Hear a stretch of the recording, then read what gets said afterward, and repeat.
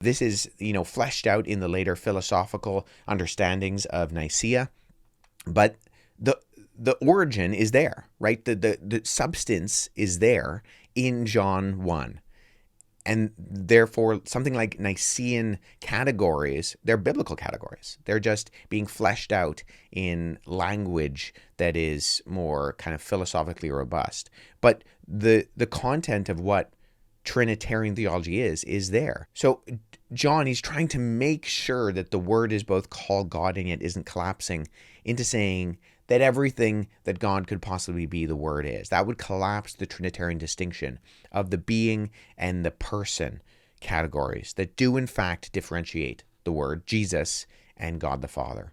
Nonetheless, we see later in John's own Gospel, in chapter 20, verses 28, that Jesus is called Ha Theos, with the article. And so it's not that John is trying to make a point in the first verse that the Logos, Jesus, is somehow a lesser God or less capital G God than the Father, because he goes on later to have no qualms recording Thomas calling Jesus Ha Theos, God, with the article.